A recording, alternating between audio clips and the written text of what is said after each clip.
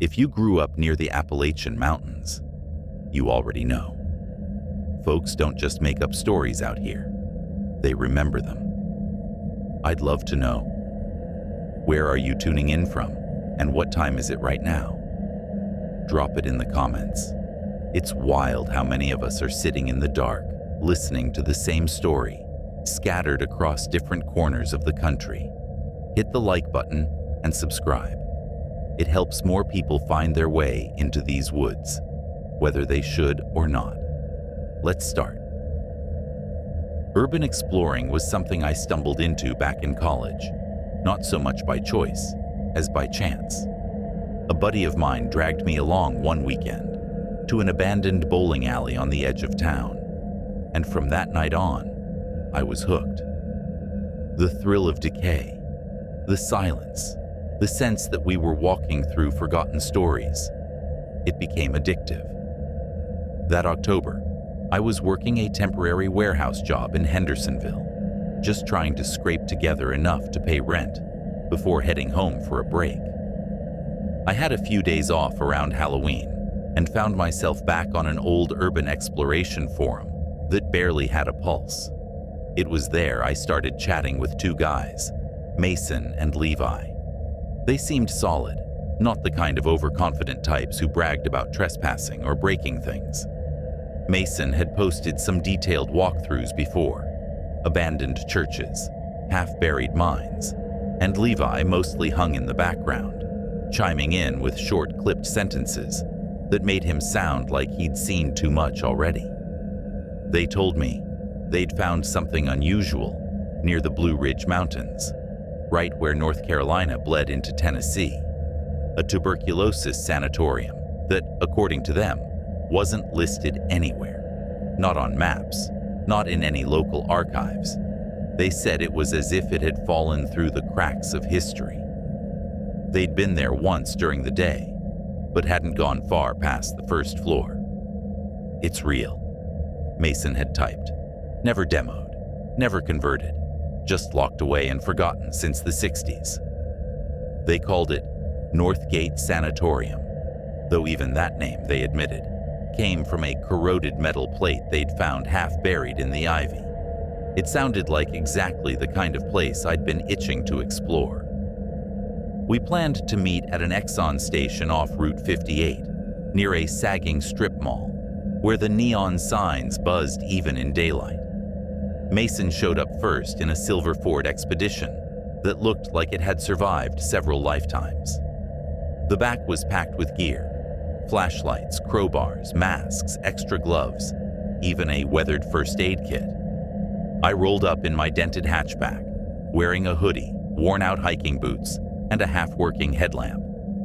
Levi didn't say much when I arrived, just nodded, pulled out a cracked tablet showing a grainy map from some half-functional offline app, and said, 2 hours south, past a dead town called Harlow Bend. We left around 9:15 p.m. The drive started smooth, but quickly turned ugly. The asphalt gave way to gravel, then dirt, then something that barely qualified as a road.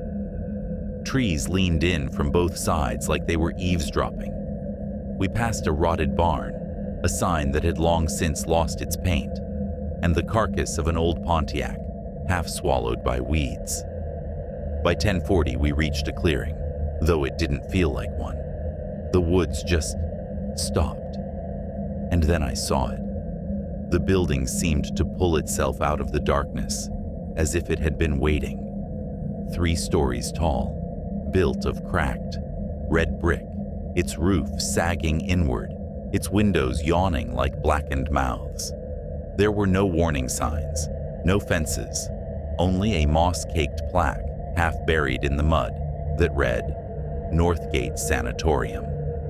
The letters were nearly eaten away by time. We went in through a side door barely hanging by a hinge. The smell hit immediately: dust, wet plaster, and the faint sour tang of rot. The floor was a patchwork of cracked tiles, the walls veined with peeling paint curling down in long strips.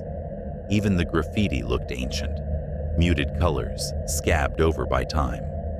Everything inside felt fossilized, frozen in some moment decades ago. We moved carefully, flashlights sweeping slow arcs through the corridors. The sound of our footsteps echoed too loudly. It was in one of those hallways that I noticed the first strange thing. A pair of long drag marks cutting through the dust. Not footsteps, just smooth, wide trails, as if something heavy had been pulled along the floor. Mason said it was probably a deer that got trapped inside. Levi didn't agree or disagree. He just stared for a moment, then kept moving. The second floor was worse. Halfway up the stairs, the air changed, thicker, metallic, with a stench like rust and mildew soaked in wet cardboard. Some rooms still had beds bolted to the floor, their frames eaten through by corrosion. Others had broken mirrors or overturned furniture. One room had a tray table still upright, untouched, a layer of dust so thick it looked like snow.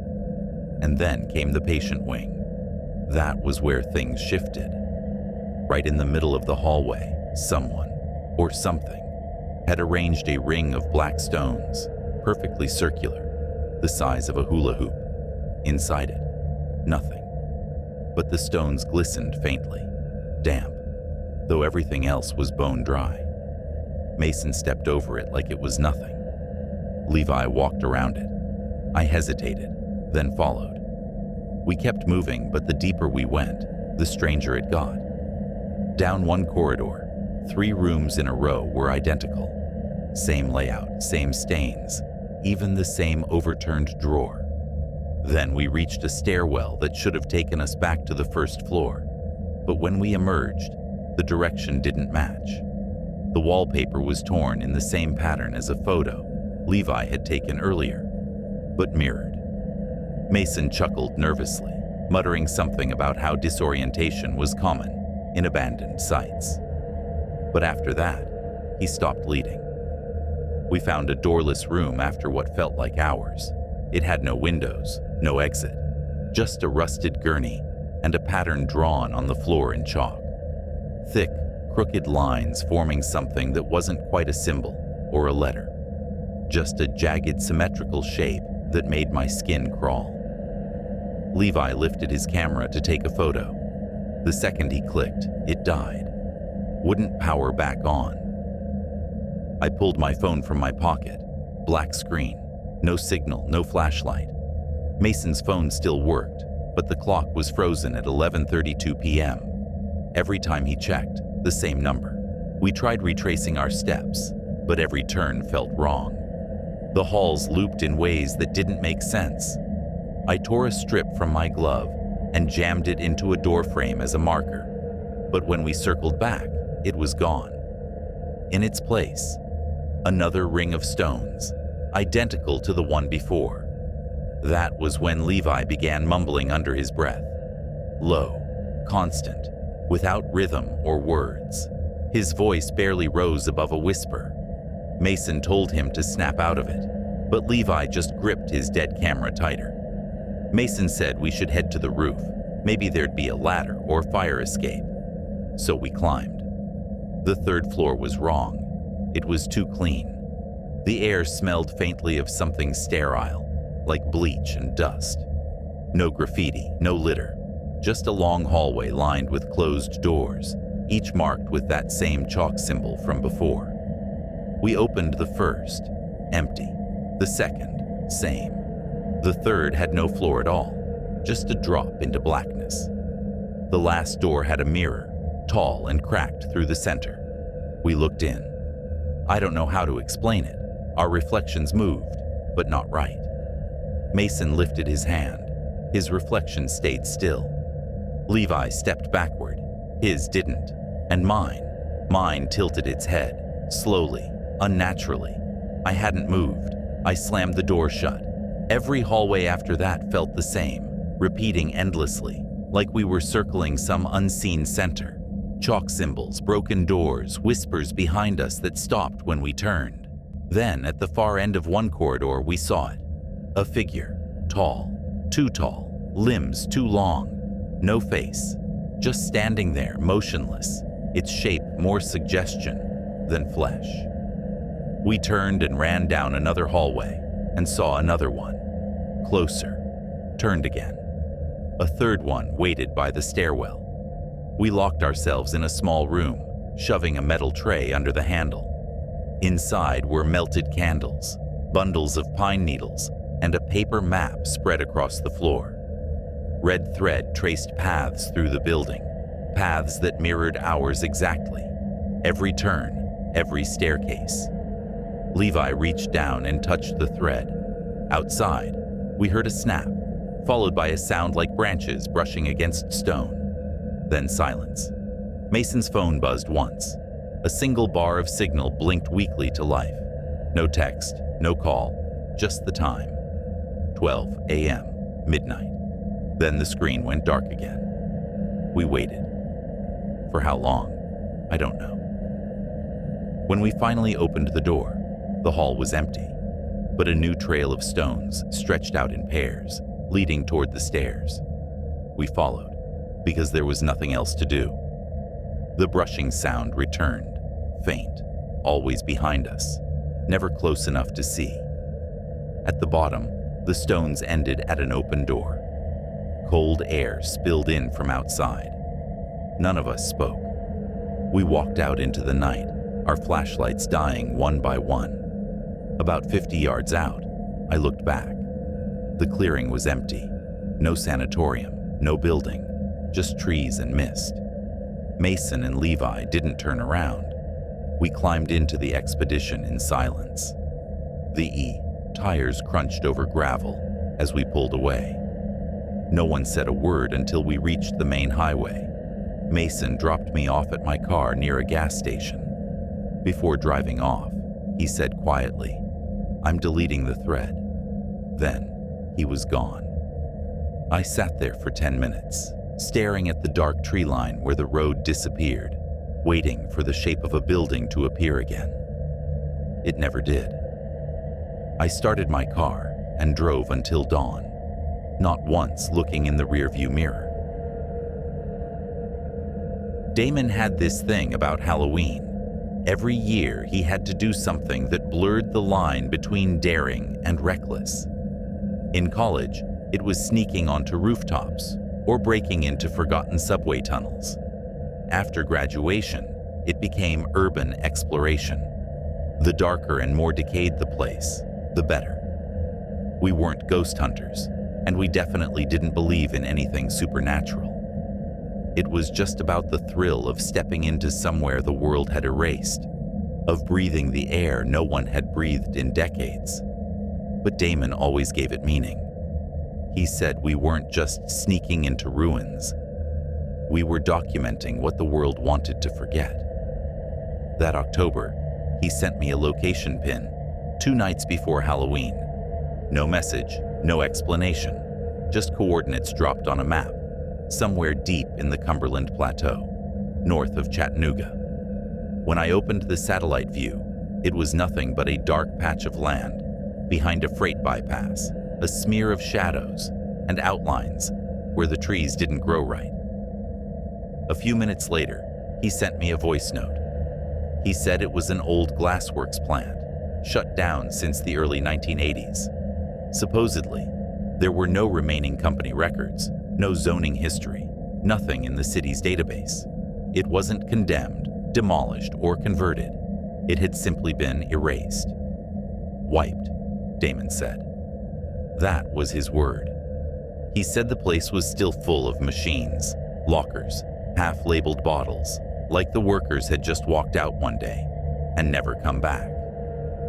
He promised we'd be in and out within 90 minutes, snap a few photos, maybe check the underground tunnels, rumored to connect to the riverfront, and, like always, leave before midnight.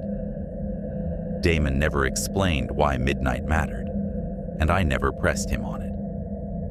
We parked behind an abandoned feed distribution center off a dirt road that hadn't seen a truck in years.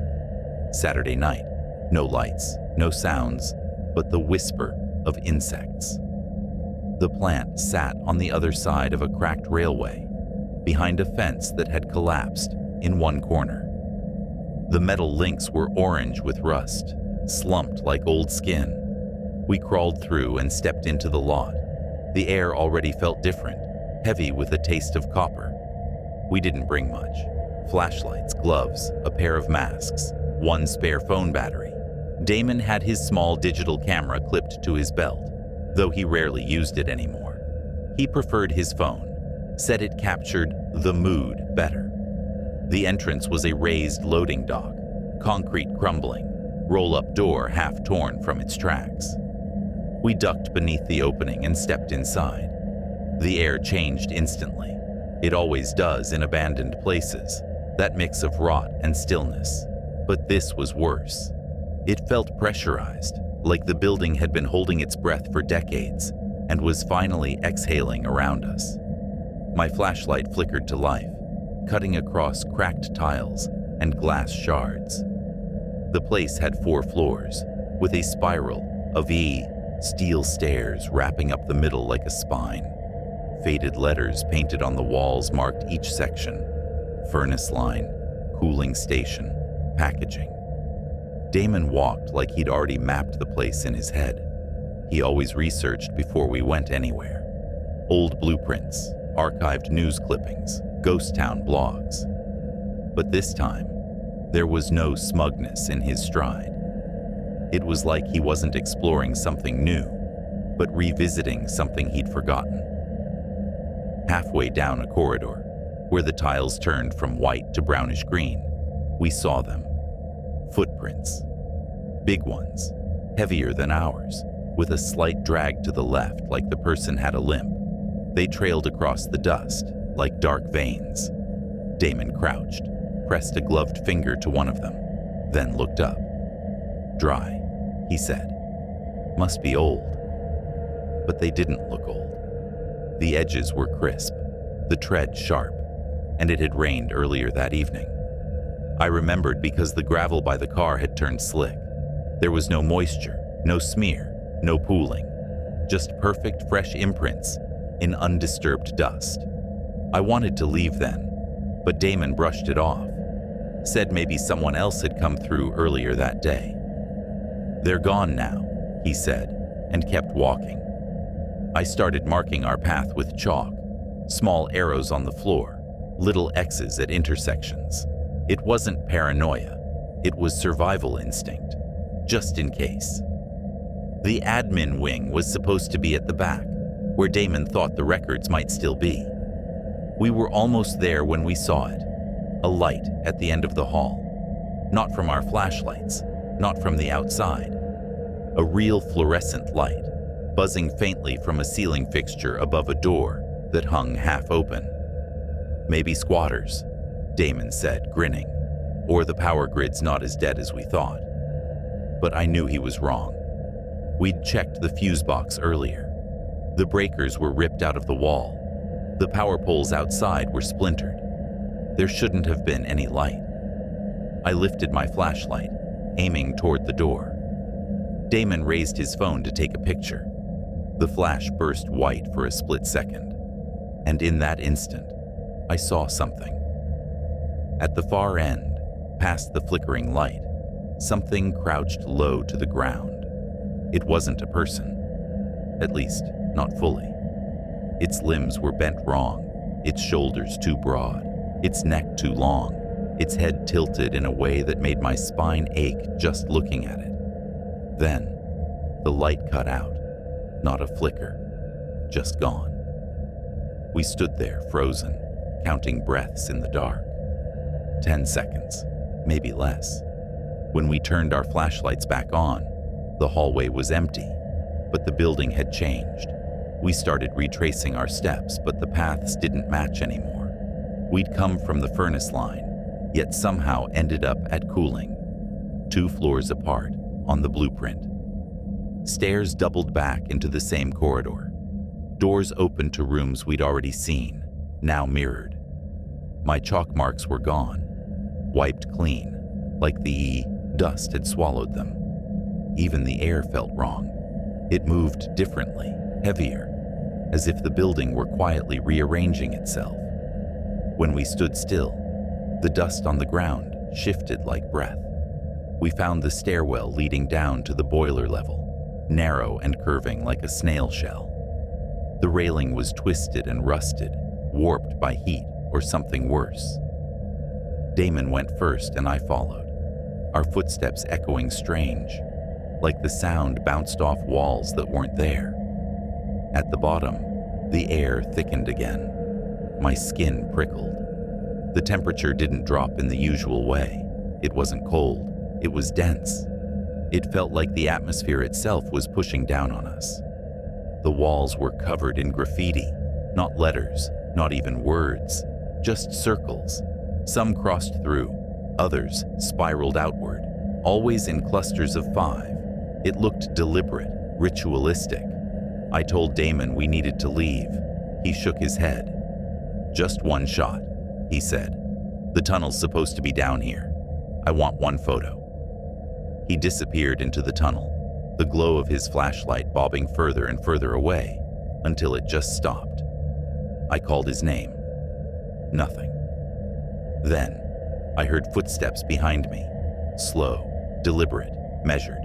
Each step echoed like it was choosing to be heard. I spun around, light flashing across empty concrete. No figure, no shadow. But the sound didn't stop. It grew closer. When I turned back toward the tunnel, Damon's light was gone, just black. I shouted again. Silence. Then my flashlight beam caught his lying on the floor, still on, pointing at a wall covered in overlapping circles. His camera strap was tangled beside it. No Damon. I didn't think. I just ran. Up the stairs, through hallways that no longer matched the layout I remembered. Every door looked the same. Every sign was wrong. The walls seemed closer, bending inward like the building was breathing. Something moved behind me, not chasing, but watching. I could feel its stare on my back, heavier with every turn. I burst out through the broken siding, stumbled into the overgrown lot, and ran straight to the car, slammed the doors, locked them, turned both flashlights on, and aimed them out the windshield. I called Damon's number again and again. No answer. Texted. Nothing.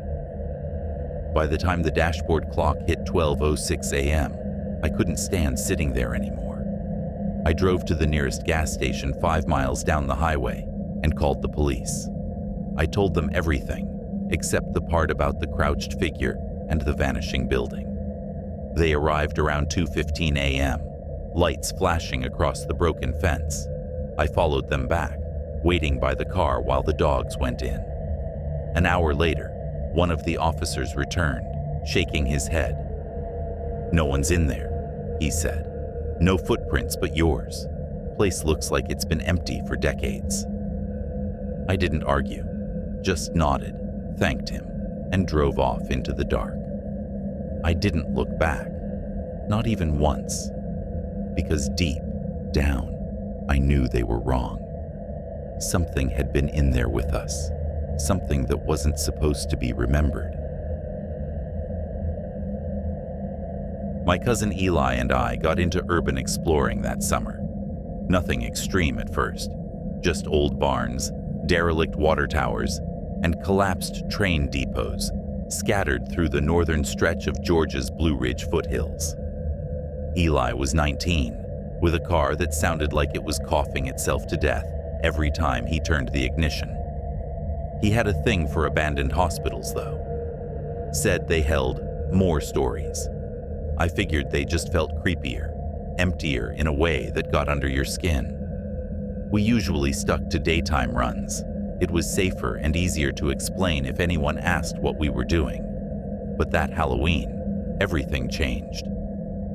I was at home handing out candy, already winding down for the night, when Eli messaged me. Found one. Perfect, remote, sealed, untouched. Attached was a screenshot, a GPS pin buried deep in the woods west of a forgotten mountain town called Ridgewell. When I opened the map, all I saw was dense forest. The place was labeled Fenton Sanatorium. and I'd never heard of it. That was strange, because Eli kept meticulous folders of every spot we'd explored, and this one wasn't on any of them. He said it used to be a state-run tuberculosis hospital from the 1940s, closed in the late 1980s. No fences, no cameras, no trace online, completely scrubbed from history. I told my parents I was staying over at a friend's, grabbed my gear, flashlights, gloves, a mask, extra batteries, and my backup phone, and met Eli outside. He had something new sitting on the passenger seat, two bulky two-way radios, their plastic yellowing with age. "Found these in Dad's garage," he said with a grin, "just in case we split up." I rolled my eyes. Why would we ever split up? He just laughed and tossed one to me. He had that reckless energy he always got before a big find. "Halloween's the best time for this," he said as we pulled onto the highway. "Nobody's around. It's like the world gives us a free pass to see what it's hiding." We hit a gravel road around 11:40 p.m., and after about 15 minutes of bumping through the dark, Eli veered off onto a narrow dirt path swallowed by trees. There were no signs, no lights, just the crunch of dead leaves under the tires. 100 yards in, he killed the headlights and let the car roll silently forward until we could barely see the sky through the canopy. Then, through the trees, we saw it. A massive gray shape rose out of the darkness. 3 stories of concrete and decay, wrapped in ivy and shadows. No sign, no fence, no power lines. The building looked like it had been abandoned halfway through dying. The front entrance was boarded up, but a jagged square had been cut into the plywood near the bottom, just big enough to crawl through. The wood around it looked freshly splintered. Eli crouched, shined his flashlight through, and grinned. "Told you," he said. "Perfect." We slipped inside. The air hit us like a wall, heavy, stale, and cold enough to sting the lungs. It smelled dry, like paper left in a damp attic. The floor was coated in dust and shattered glass. We stood in what must have once been the reception area, a wide hall lined with collapsed ceiling tiles, an overturned chair, and metal signs still faintly readable: records, hydrotherapy, triage. The silence was absolute, not even the groan of settling wood. We moved slowly, lights sweeping from room to room. Unlike other places we'd explored, this one felt preserved. Everything was too orderly. Cabinets were upright, beds were made. Some even had folded sheets. A few drawers still held pill bottles and gauze packets yellowed with age. It was like everyone had stepped out for a break and never came back. We found a narrow stairwell and climbed to the 2nd floor. The stairs didn't creak. They felt solid, almost new. That was the first thing that bothered me. The second was how clean it all seemed. Eli whispered that it felt staged, like a set for a horror movie. I told him to shut up, not because I disagreed, but because the air felt like it was listening. The 2nd floor was labeled pediatrics. One door had faded stickers of stars and dinosaurs. Inside, the wallpaper peeled like old skin, and a small rusted bed sat in the corner. A single broken toy truck lay overturned beside it. Eli found a storage closet and whistled. "Hey, look," he said, pointing to a tiny rocking horse. He dared me to sit on it. I didn't. The deeper we went, the more off it felt. We passed through what looked like a surgical wing, cold rooms with rusted tables, shelves of empty glass jars, one gurney with leather cuffs still buckled to it. Eli smirked. "Now this looks haunted." Then we heard it. Footsteps, not random creaks or wind-shifting debris. Footsteps, steady and deliberate, pacing across the floor above us. Both of us froze. Eli's grin vanished. "There's a 3rd floor," he mouthed. I shook my head. We hadn't seen any more stairs. Maybe it was an attic, or maybe... The steps stopped. Total silence. We should have left right then. But Eli's curiosity outweighed fear every time. "There's got to be a way up," he whispered, already moving. We doubled back, searching every corridor until he found a collapsed shelving unit, partially blocking a narrow service hallway. Behind it was a hidden stairwell, metal, steep, freezing cold. We climbed in silence. Each step groaned like it hadn't been used in decades. At the top was a plain gray door. It wasn't locked. When Eli pushed it open, my stomach dropped. The hallway beyond didn't match the rest of the building. The air smelled fresh. The walls were painted pale mint, unchipped. The ceiling lights were intact. No dust, no rot, no debris. It looked maintained. We stepped inside cautiously. The first room we opened had a perfectly made bed, a clipboard on the wall, and a tray beside the bed with clean, unopened medical gloves. Everything was pristine. I looked at Eli. He looked back at me. No jokes this time, just the silent question in both our eyes. What the hell is this? I stepped closer to the clipboard and flipped through the papers.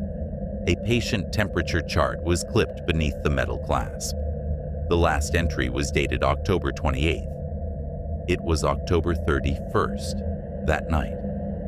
Before I could say anything, a door at the far end of the hall slammed shut, loud, violent, deliberate. We turned off our flashlights instantly. The hall plunged into blackness. Then, from behind the wall, a voice spoke, muffled, male, low. The words were distorted, but I caught three that froze me where I stood. "They're still here." Eli grabbed my sleeve. I didn't wait. I tore open the stairwell door, and we bolted. Our boots clanged against metal as we flew down the steps, the echoes chasing us. We burst onto the first floor, gasping, shaking, and then we saw it. The plywood that had been pried open, it was sealed again.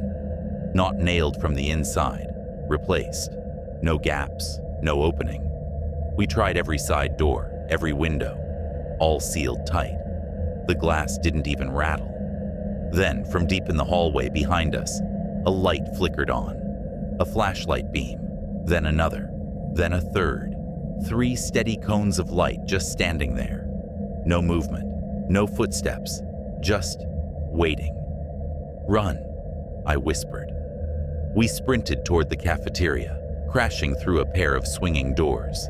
Inside, old metal tables lay overturned, utensils scattered. We grabbed a heavy prep table and shoved it against a window.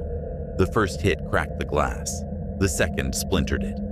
Eli grabbed a metal stool and smashed it one last time. The glass exploded outward, showering the grass below. He climbed through first, landing hard. I followed, tearing my jacket open on a shard. We ran, through trees, through mud, through darkness. I could hear branches snapping behind us but didn't dare look back. When we reached the car, Eli didn't say a word. He didn't even turn on the headlights, just threw it in reverse and floored it until we hit the main road. Only then, breathless, shaking, did he whisper, "You saw that, right?" I didn't answer. 2 days later, I checked the message he'd sent me, the one with the pin. It was gone. The thread was empty. Eli checked his phone too. Nothing. We searched online for Fenton Sanatorium. No records, no photos. County maps listed the area as untouched forest. That was 3 years ago. Every Halloween since, I get a new GPS ping on my phone, always somewhere in northern Georgia, always labeled the same thing, vacant, and always from a number I've never saved. That Halloween, I didn't have any plans. No parties, no costume, no friends calling me out. I was still living in Fairvale, renting a damp little basement apartment and working part-time at a car shop off Briar Ridge Road. Barely enough hours to pay for rent and gas. It was one of those years that felt like it had already lasted too long. Around 7 that evening, I got a text from a guy I used to know back from community college. Derek. We'd never been close. Not really. The kind of acquaintance you end up in a group project with once, follow online, and occasionally like each other's posts. He ran a small urban exploration group with some mutuals. Nothing glamorous. Old barns, forgotten motels, rotted train depots. Most of it was more rust than ghost. But Halloween was Derek's thing. Every year, he picked a place so obscure and unsettling that half the people he invited backed out, and the rest went just to see if he'd finally gone too far. That year, the place was called Coldwell House. Derek said it used to be a youth rehabilitation center in the 1980s, somewhere in the Allegheny Highlands, near the border of West Virginia and Virginia. I tried to look it up before meeting him. There was next to nothing online, just a few broken links, blurry forum photos, and a Reddit post arguing whether it had burned down or been condemned for asbestos. No street address, no local record, no official listing on any map, just coordinates dropped into the woods north of Arden Creek Trail, about 20 minutes outside of town. We met up at a rundown gas station on Hollow Bend Avenue around 7:30. There were 5 of us, me, Derek, a girl named Kayla, and 2 guys I'd never met before, Jonas and Evan. We stocked up on flashlights, energy drinks, and a sad assortment of gas station snacks. Derek had that gleam in his eye he always got before we broke into someplace stupid. He tossed me a flashlight and said, "Tonight's the good one. They say it was shut down overnight. Everyone just gone. Place hasn't been touched since." We drove out in 2 cars. The moment we left the highway, the road narrowed into a cracked strip of asphalt, strangled by trees. There were no signs, no streetlights, just the dense press of forest swallowing the world. The only landmarks were fragments of forgotten lives, a collapsed shed, a washing machine filled with leaves, a single tire hanging from a rope. After 15 minutes, Derek's car slowed to a stop near a chain strung low across a dirt path. "Trail starts here," he said, pocketing his keys. The air felt wrong, too still, too heavy. We climbed over the chain and started walking. Our flashlights carved pale beams through the dark, glinting off beer cans and shards of glass buried under wet leaves. The trail curved uphill, and after about 5 minutes, we saw it. Coldwell House. From the outside, it looked like the skeleton of something that had tried to die, but hadn't finished the job. A squat, blocky building, maybe 3 stories in places, its concrete walls strangled by vines. The windows were boarded up, though a few had warped or split from rain and cold. The main doors were chained shut, the padlock eaten with rust. Derek led us around the side until he found a shattered basement window. The glass crunched under his boot. "After you," he said, grinning. We crawled inside. The smell hit first. Wet wood, mold, and something sharp underneath, like metal soaked in water too long. Our flashlights caught drifting dust motes in the air. The room we landed in was small, probably a storage area once. Collapsed boxes, a few broken chairs, an overturned mop bucket. The silence was suffocating. It was the kind of quiet that made your heartbeat sound like footsteps. We split up after a few minutes. Derek, Jonas, and Evan went upstairs, while Kayla and I stayed in the basement to document things for her YouTube channel, though I'd never seen her upload a single exploration video.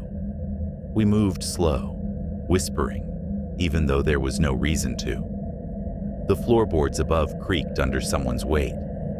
The basement had a series of rooms, dorm-like spaces with narrow beds and peeling paint. In one, the wall was still covered in drawings, childlike sketches, stick figures with round heads, red suns, and jagged scribbles that looked more angry than innocent. Some pages were pinned up with rusted thumbtacks. I touched one, and it disintegrated against my glove.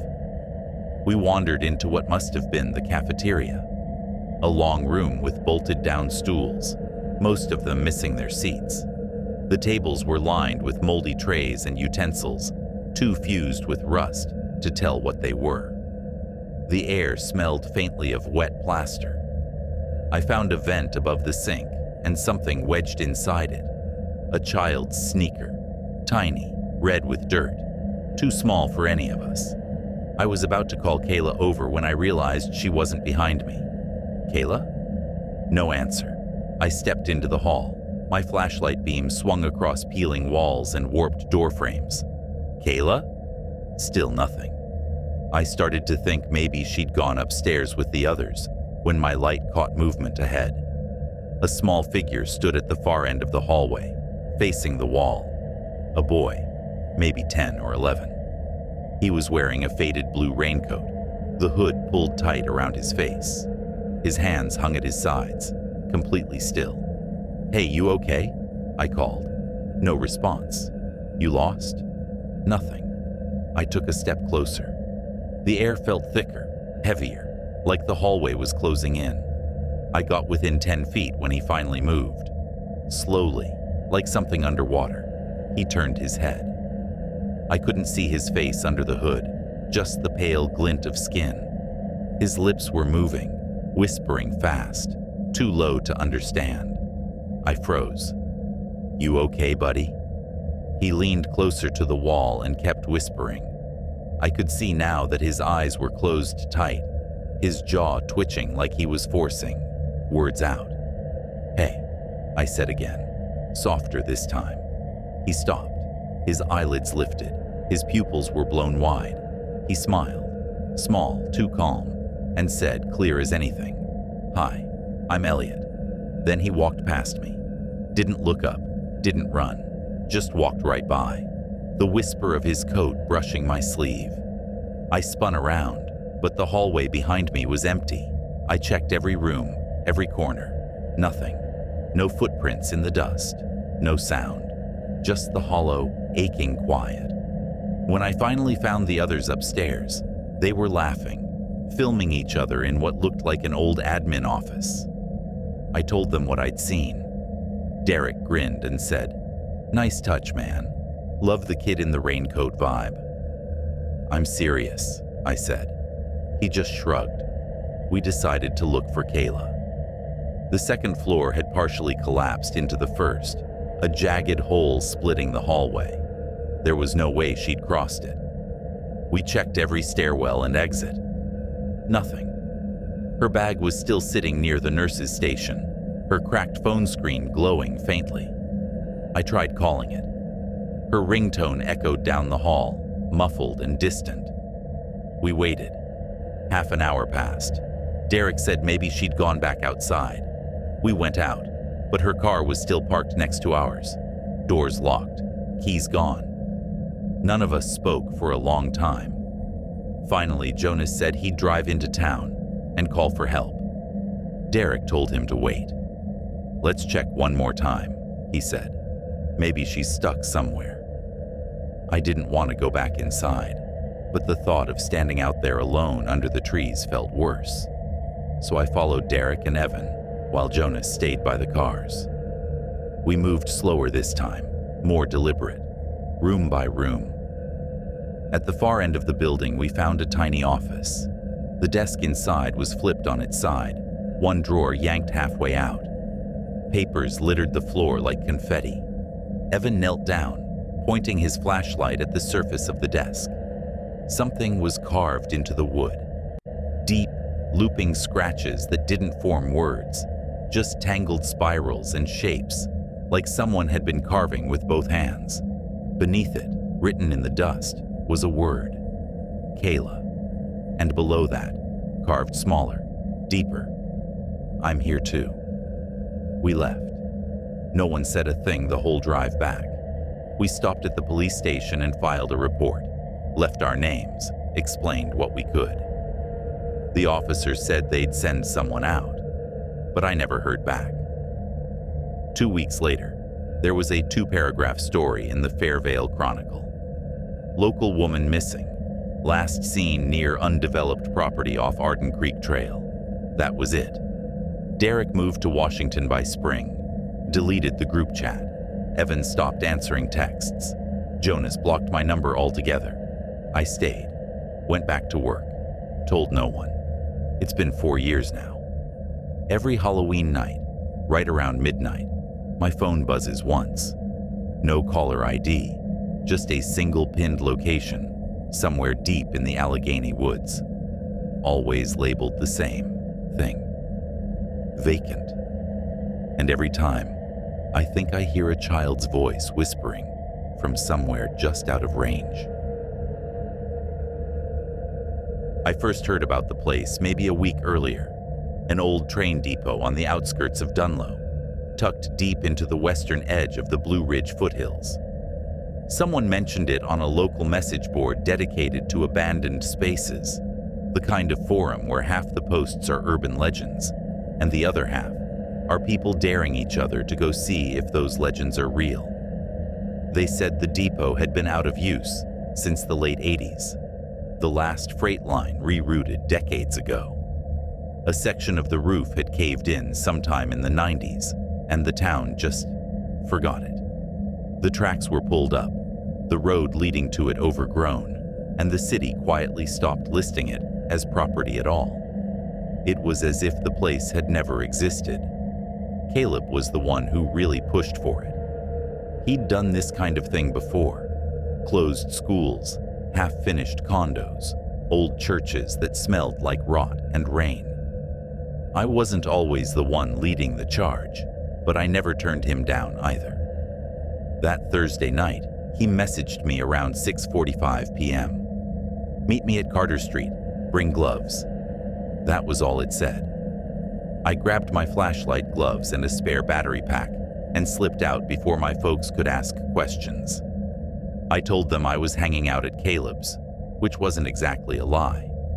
The night had that October bite to it, just cold enough that you could see your breath. The air smelled faintly of burning wood, maybe from a backyard fire pit somewhere down the road.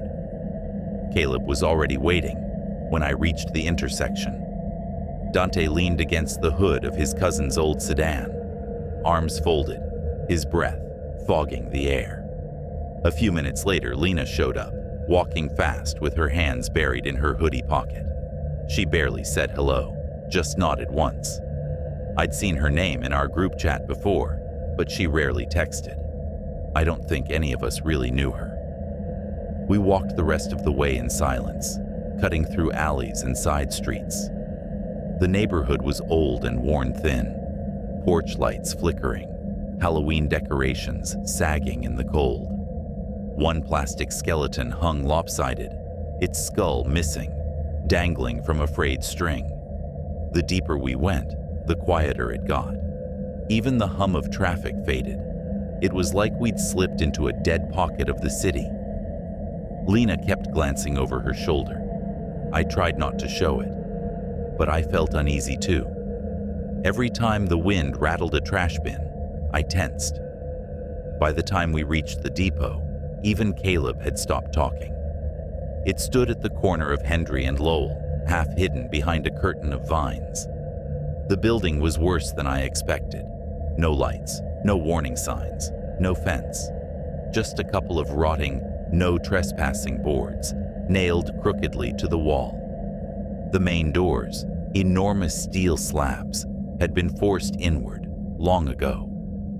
One hung twisted off its hinge, like it had been rammed by something heavy. We ducked inside one by one. The smell hit immediately. Wet cement, old oil, and mold. The kind of smell that sticks to your clothes. The entrance opened into a wide central hall, tall ceilings supported by rusted beams. The walls were painted the color of nicotine stains, flaking off in chunks the size of my palm. Broken tiles, collapsed planks, and scraps of old paper littered the floor. Long benches lined the walls, half buried under dust. The place felt hollow in a way that buildings shouldn't. Caleb switched on his phone camera and started recording, the small LED cutting pale light through the dark. He didn't talk, just moved slowly, panning across the room. Dante wandered toward a row of rusted lockers near the back, yanking them open one by one with loud screeches of metal. Lena disappeared into a smaller room off to the left, maybe an office, maybe a watchroom. I hung back, flashlight trembling a little in my hand, trying to keep track of everyone. I wouldn't say I was scared, but there was this pressure in my chest, like my body knew something my mind didn't. Then it happened. A sharp metallic clang rang out from deeper inside the depot. Not a crash, not random. Just one clean, deliberate strike, metal on metal. I froze. Caleb did too. He looked at me and mouthed, "Did you hear that?" I nodded. Lena had stopped moving. I could see her silhouette framed by the doorway, standing completely still, head tilted toward the noise. Dante slammed one of the lockers shut and stepped away from it, his shoulders tight. Another sound followed. Footsteps, slow even, measured. They echoed wrong, like the building's acoustics bent them, stretched them. Not running, not stumbling, just walking, closer. At the far end of the hallway, a figure stepped out of a doorway. It was a man. He didn't lurch or hesitate. He just walked toward us, calm and steady, like he'd been waiting for us to arrive. He wore a pale gray shirt, sleeves buttoned neatly at the wrists, dark slacks, and a pair of polished shoes that clicked softly on the concrete. His clothes were spotless, too clean, too new for this place. Caleb lifted his phone flashlight toward him. The beam hit the man full in the face. He didn't blink, didn't squint, just stared, unmoving, his expression perfectly blank. Not angry, not vacant, just neutral, like he hadn't chosen what kind of person to be yet. He took one step forward. We stepped back. He took another. This time, we moved faster. Caleb stopped filming and switched his phone to flashlight mode, the beam shaking in his grip. The man's pace stayed the same, measured, steady. Every time we stepped back, he stepped forward. Every sound we made, he mirrored. The rhythm was too precise, too deliberate.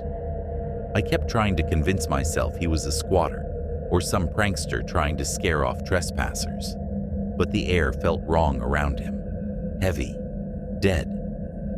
Then, without a word, we broke. I don't know who ran first. Maybe Lena, maybe Dante, or maybe we all just decided at the same instant that we needed to be anywhere but there. We sprinted through the entrance, tripping over piles of debris, out into the cold. I swear I didn't feel the ground under my feet. I looked back once, just once, and saw him standing in the doorway, hands at his sides, head slightly tilted, watching.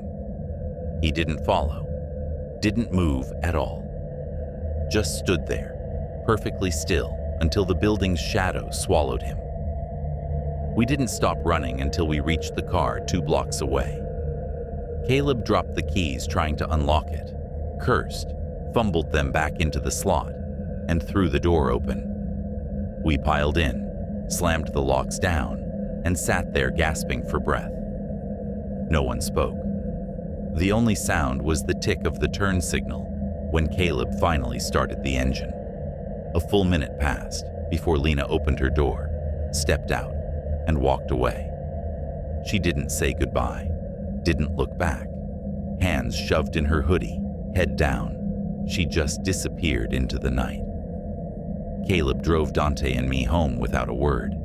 The silence inside the car was so sharp, I could hear every creak of the tires on the road. When he dropped me off, he didn't even look at me, just gave a small nod before driving away. We didn't talk the next day, or the one after. It was like we'd all silently agreed to pretend it hadn't happened. But a few nights later, I texted Caleb. "Send me the video," I wrote, "from the depot." He replied almost immediately. What video? The one you took. A pause. Then, it's gone. I thought he meant corrupted or deleted, but when I pressed, he said it wasn't there at all. Not in his camera roll, not in his cloud backup, nowhere. He checked the file history, searched by date, even dug through his storage folders. There was no record it had ever existed, just gone. Like it had never been recorded in the first place. I tried to laugh it off, but I couldn't stop thinking about that man's face. Blank, waiting, unreal. And sometimes, when I drive past the eastern edge of Dunlow, I swear, I can see the outline of the depot against the horizon. The roof caved in, the tracks buried in grass. And standing in the doorway, just for a second before I blink, a pale figure, watching. It was Halloween night in the southern stretch of Virginia's Blue Ridge, not far from a dying little town called Fairbrook, the kind of place where the gas stations still have hand-painted signs and the locals keep their eyes down after dark. I had driven out to visit my friend Darren, who had moved there the year before. He lived above an old hardware store that still had a faded Ace sign hanging crookedly in front, the red letters half peeled away by time. The apartment was barely big enough for a mattress and a desk, but he said he liked it that way. Claimed it felt like living inside a time capsule nobody remembered to bury. Darren had gotten deep into urban exploring by then. He wasn't one of those people who plastered photos online or bragged about trespassing. He didn't even keep an Instagram. It was something quieter for him, almost reverent. He'd text me strange little updates every so often. Found a hatch that opens into a dried-up reservoir, or hallway collapsed except for one perfect mirror still hanging. Once he told me that stepping into abandoned buildings made the real world seem fake. You can tell what's alive by what's been left to die, he said. I didn't fully get it, but I didn't argue either. That Halloween, he told me, he had something planned. Off the books, he said. No details, no coordinates. Just told me to bring gloves, boots, and, in his words, a stomach that doesn't quit. We left around 9:15 p.m. He filled 2 thermoses with coffee so strong it could have stripped paint, tossed me a headlamp, and drove us out of town in his rust-colored Toyota pickup. The air had that crisp October bite, just cold enough to sting your nose, warm enough to trick you into leaving your jacket unzipped. We passed the train tracks, then the last flicker of streetlights, then nothing but trees and road that looked older than both of us. After 40 minutes of winding through the dark, we pulled off onto a gravel clearing across from what was left of a diner. Only the metal frame and a sign that read, "Eat," were still standing. The rest was just concrete bones and vines. "This is it," Darren said, killing the headlights. He pointed toward a break in the trees behind the diner, barely visible in the dark. No trail markers, no worn path, just an opening where utility lines might have run decades ago. We slid down a ditch and followed it. The only signs of construction were the half-rotted poles leaning like broken teeth along one side, their wires long since vanished. After about 10 minutes of hiking through the brush, it appeared. At first I thought it was a warehouse or an old school. 2 stories, flat roof, all brick. But as we got closer, the details turned wrong. The bricks were black with moss. The windows were covered, shattered, or missing entirely. The vines that had swallowed it looked like they'd grown from within the walls themselves. A rusted metal sign still clung to the gate. State Youth Recovery Facility. The words barely legible under layers of grime. The chain-link fence around it was torn open at the bottom, like someone had crawled through years ago, and no one ever cared to fix it. Darren didn't hesitate. He ducked through, and I followed. Inside the perimeter, The grass was waist-high, pale and dry. Scraps of insulation fluttered in the wind. But what struck me most was the absence. No trash, no graffiti, no beer cans. No signs that anyone had set foot here in decades. The front doors were chained shut, with what looked like a section of ship anchor, and a padlock the size of a fist. Darren didn't even bother trying. He led me around the back to a basement window covered by a warped piece of plywood. One corner had already been pried loose. He yanked it free and slid inside like he'd rehearsed it. I followed him into the dark. The air was cold and dry, with that attic smell. Dust and plaster instead of rot. Our headlamps cut weak beams through the black. We climbed a short staircase and emerged into a corridor lined with cracked tiles and ghostly outlines where furniture once stood. A bulletin board clung to the wall by one nail, its papers long gone. Darren whispered that the place had been shut down in the late 90s. It was supposed to house kids aging out of foster care, ones nobody else would take. Then there'd been a fire, a few lawsuits, and the whole facility was quietly abandoned. The deeper we went, the stranger it felt. There was no graffiti, no smashed furniture, no signs of decay beyond age itself. It was too clean, like someone had tidied up the wreckage, but left everything hollow. Darren was searching for something. He said there was a special unit added late in the building's life, a correctional wing meant for problem cases. They called it the reclamation ward, he said. We found the staircase leading up to it after a while. The word restricted was still faintly visible across the steps. Every part of me told me not to follow him, but I did. The second floor was narrower, darker, built of thick concrete. The air didn't move. Heavy doors lined both sides of the hallway, each one fitted with a food slot and a narrow eye slit.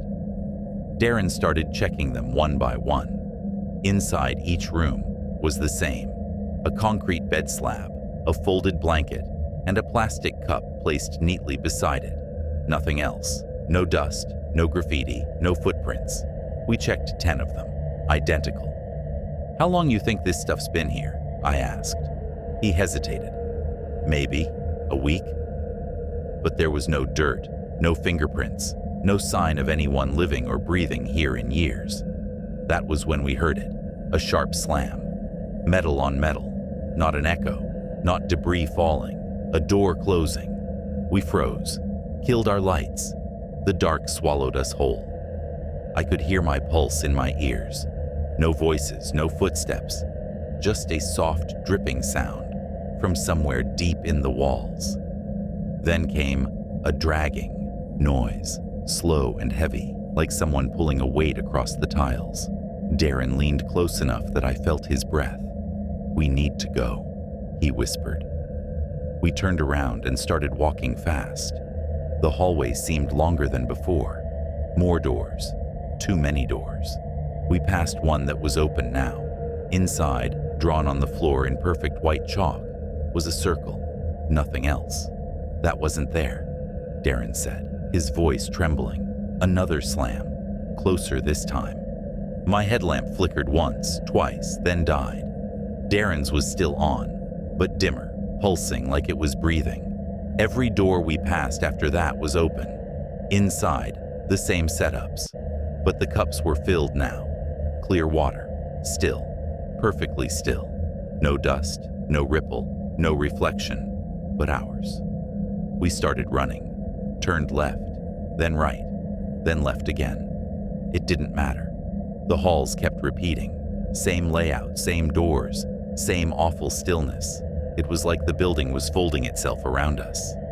Darren started shouting, pounding on the walls, calling out names that didn't belong to anyone. Then suddenly there it was, the window, the one we'd crawled through, still open, the plywood leaning where we'd left it. He shoved me forward. "Go." I crawled out, landed hard on the damp grass, and turned back just as he pulled himself through. Together, we slammed the board back into place. We didn't stop moving until we were back at the truck, both of us shaking. Darren started the engine and cranked the heat so high it whined. Neither of us spoke. When we got back to his place, he locked the door, then checked the window. Once, twice, 10 times. Later that night, I was half asleep on his floor when I saw him sitting up, staring at an envelope on the counter. "You still have it?" I asked. He nodded. He opened it carefully. Inside wasn't a photo like I'd expected, but a folded piece of paper, a hand-drawn map. A rough outline of the building, every room marked with an X. Except one, the last cell at the end of the hall. That one had a perfect circle around it, just like the one we'd seen. "What does it mean?" I asked. He didn't answer. He just walked to the sink, struck a match, and dropped the paper in. The flames curled it to ash before it hit the drain. He sold his camera gear a week later, moved out of Fairbrook by December, never went exploring again. I still drive through the Blue Ridge sometimes. Sometimes I think about stopping near that old diner, walking the path again, just to see if it's still there. But every time I slow down, I catch sight of something in the tree line, tall, still, watching, and I keep driving. I was 23 when it happened. We rolled into Hollow Creek just after 10:30 p.m., one of those forgotten mountain towns tucked deep in the Blue Ridge Plateau, where half the stores close before sundown and the other half look like they forgot to open in the first place.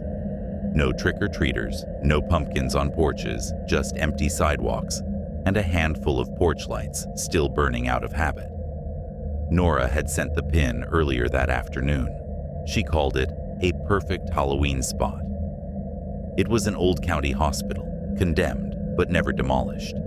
According to her, it had been closed since the early 1970s after a scandal that never made it to the newspapers.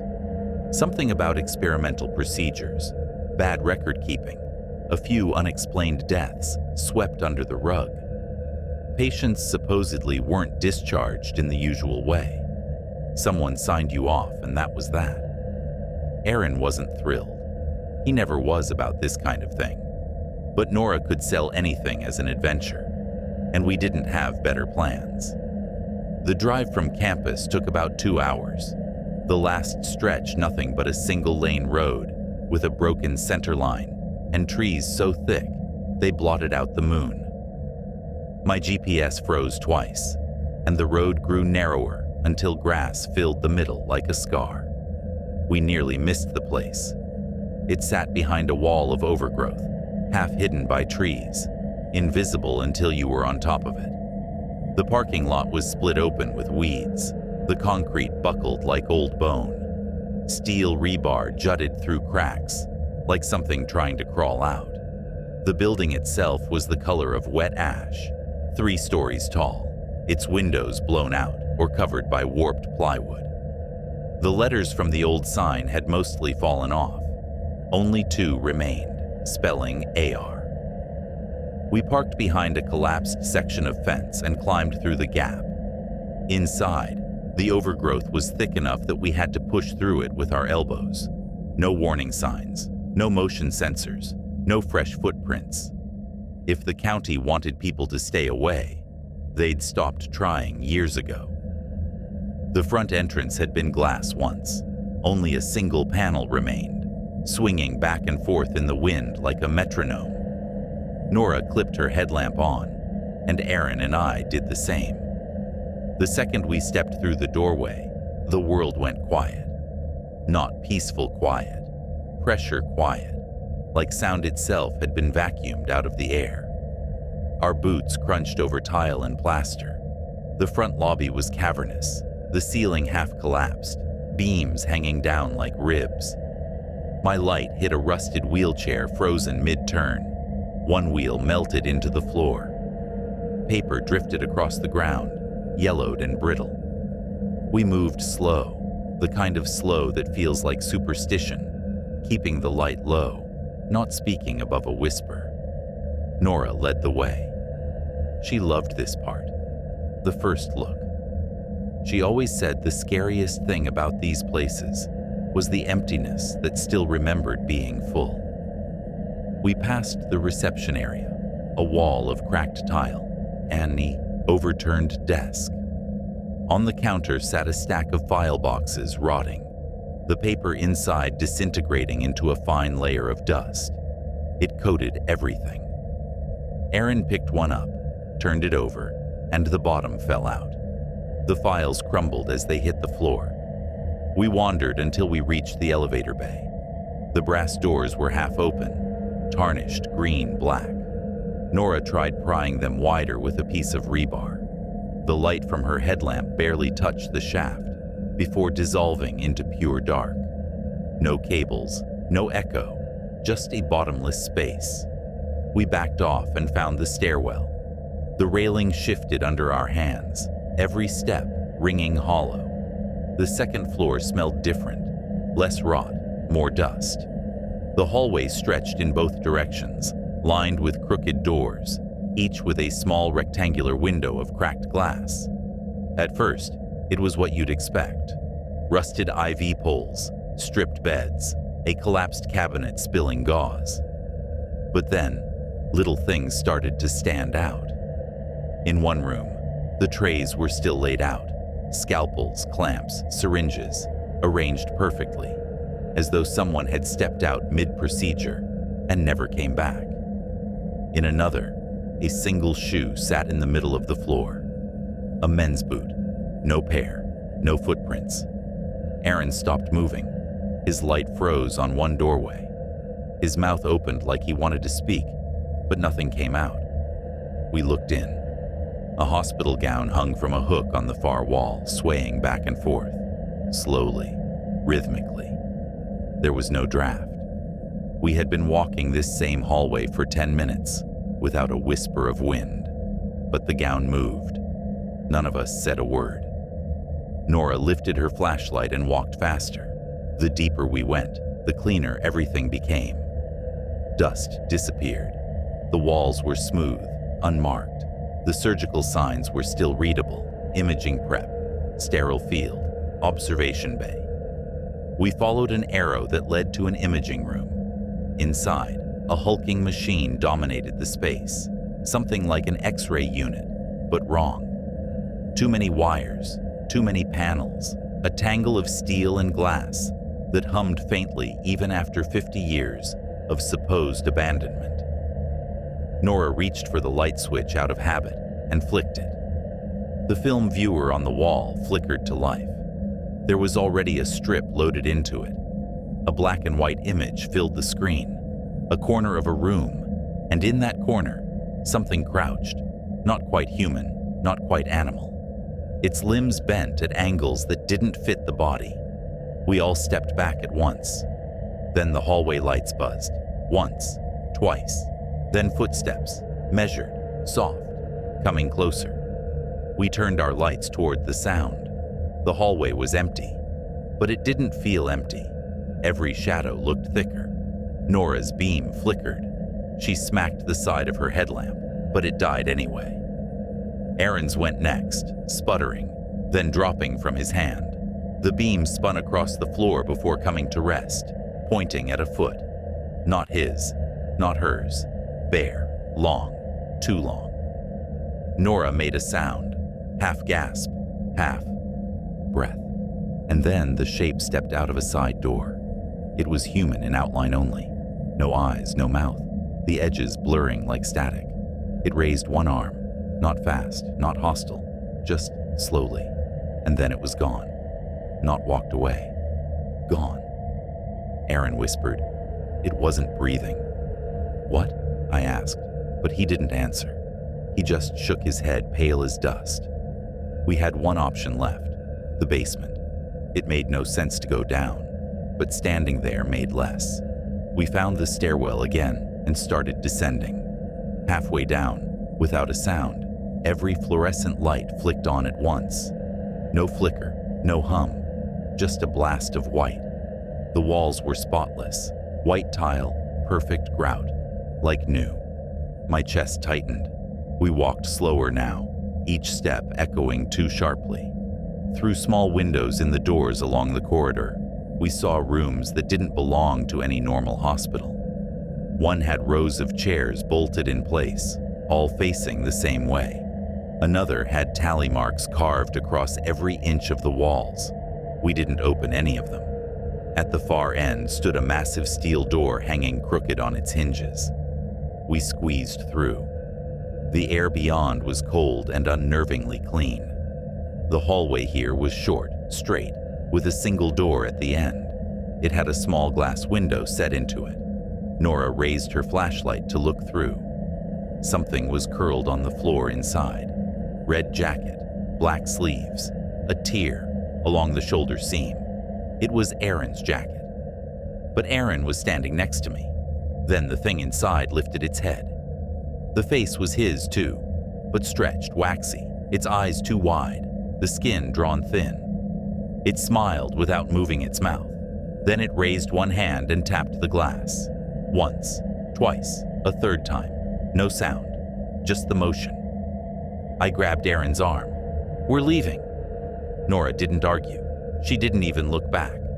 The lights behind us began shutting off one by one as we ran. The darkness chased us, swallowing everything. The last light blinked out as we hit the stairwell. We didn't stop until the night air hit our faces. We didn't speak on the drive back. Not a word. When we reached Nora's apartment, she locked the door twice, then checked the windows 3 times before sitting down. I crashed on her couch, still wearing my boots. Right before I fell asleep, she pulled an envelope from her coat pocket. Inside was a hand-drawn map, each room marked with an X. Every single one, except one. The last room at the end of the basement hall, the one with the glass window. That one had a circle around it, just like the one carved into the floor beneath the door. When I asked her what it meant, she didn't answer. She just stared at the paper, then struck a match and set it on fire. We never talked about it again. Nora moved out of Hollow Creek by Christmas, sold her camera, deleted every photo she'd ever taken. Aaron transferred schools. I never heard from him again. And sometimes, late at night, when my phone screen flickers, I swear I see my own reflection blink half a second too late. My cousin Logan had this tradition every Halloween, a personal ritual that always involved pushing limits in the dumbest ways imaginable. It started when we were kids, back when sneaking into abandoned buildings felt like the peak of rebellion. Once, he climbed the old radio tower outside town just to hang a jack-o'-lantern from the top. Another time, he nearly got us both arrested for breaking into a shuttered train depot because he wanted to record EVPs. Usually, his stunts were more reckless than dangerous, but that year, he decided to try something different. He'd gone deep into the internet's graveyard, old message boards with gray text, dead links, and usernames like xphantom88. That's where he found Ashevale Mill. According to the thread, it was an old textile factory on the outskirts of Roan Creek, tucked in the northern part of the Blue Ridge Mountains. It had supposedly closed sometime in the late 90s after a fire gutted one of the upper levels. Depending on who you asked, the owners either went bankrupt, vanished, or were run out after a string of accidents nobody could explain. But the version that hooked Logan came from a user who said the mill wasn't stable, that the inside changed, that no one who went deep into the central floor plan could ever find the same route twice. I told him it sounded like someone's idea of a spooky campfire story, a digital urban legend. He didn't argue. He just said, "Then let's find out." Honestly, I didn't need much convincing. It was Halloween night, and we didn't have anything better to do. He picked me up around 9:15 p.m., wearing his usual October uniform, a skeleton hoodie and a GoPro strapped to his chest. He tossed me a flashlight big enough to double as a weapon and grinned. "Tonight's the night," he said. We drove past town, past the last gas station, and into back roads that looked like they hadn't seen asphalt since the 70s. The pavement thinned into gravel, and the headlights caught the shape of old barns and half-collapsed fences. After about 40 minutes, the road narrowed into a dirt path lined with rotted wooden poles that might once have carried power lines. That's when we saw it. A sprawling brick structure squatting behind a thicket of trees, its chimneys jagged against the night sky. Ashvale Mill. The chain-link fence around it was mostly gone, swallowed by vines and rust. We parked behind an old delivery bay, where the concrete had cracked into deep, dark veins. The loading dock sign still hung above us, its faded white letters barely spelling shipping. Logan killed the engine and just stared at the building for a second. "Feels like it's waiting," he said. Getting in wasn't hard.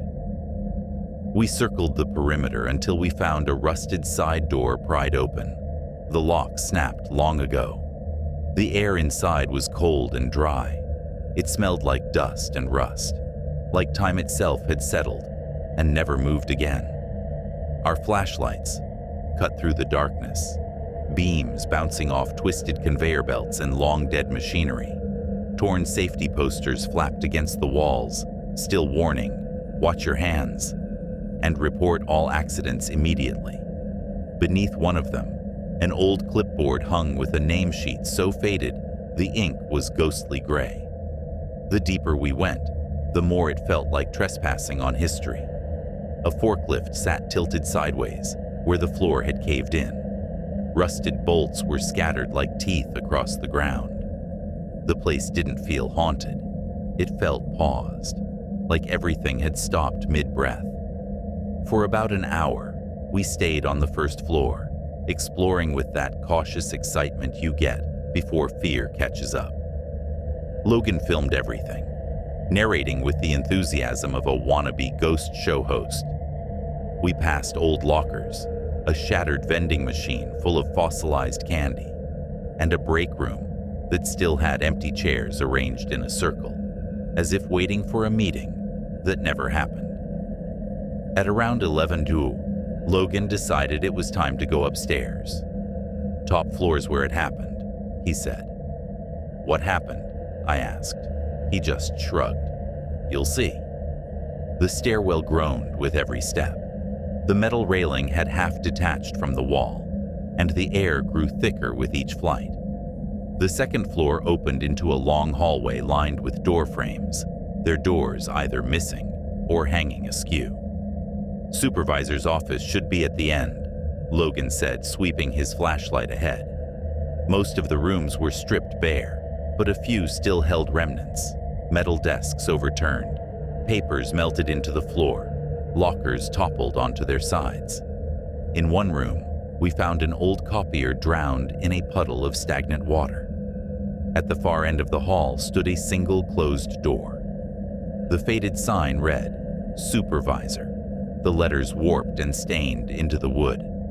The frame was swollen, the knob corroded. Logan gave it one kick. Something inside shifted. He looked at me and grinned. "See? It wants us to open it."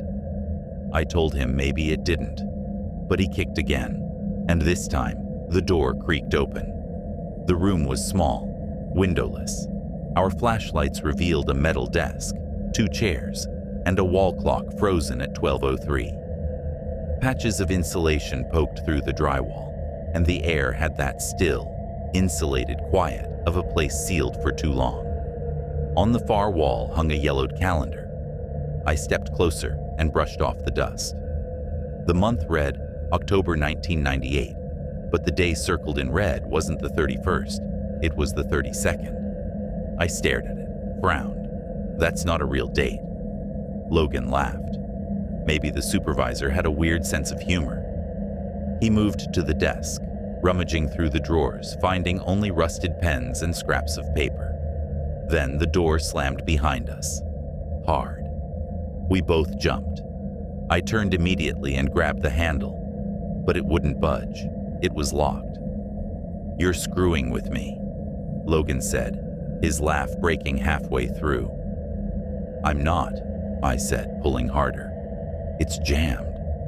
That's when we heard it. Something scraping above us. Slow, deliberate. A metallic drag, followed by a dull thud.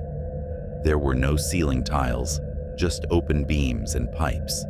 Whatever was up there was heavy. Logan's flashlight swung toward the corner. "There's something behind this wall," he whispered. He was right. There was a small vent panel halfway up the wall, with one screw already missing. He pulled it free, shined his light inside, and said, "It's a ladder. It goes down." I told him to leave it alone, but he just looked at me and said, "I have to."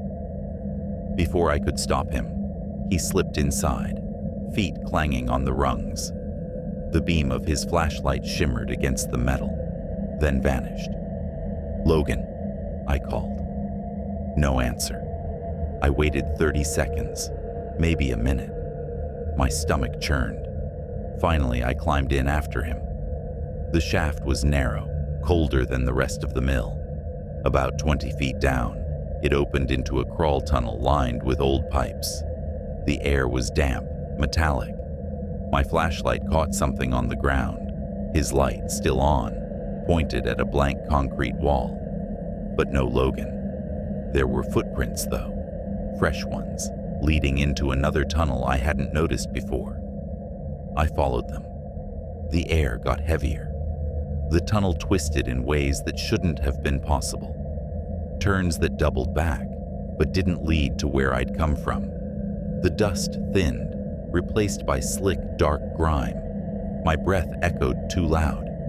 Then I saw him. He was sitting against the wall in a wide chamber, surrounded by rusted tanks, head tilted as if listening to something. "Logan," I said. He didn't move.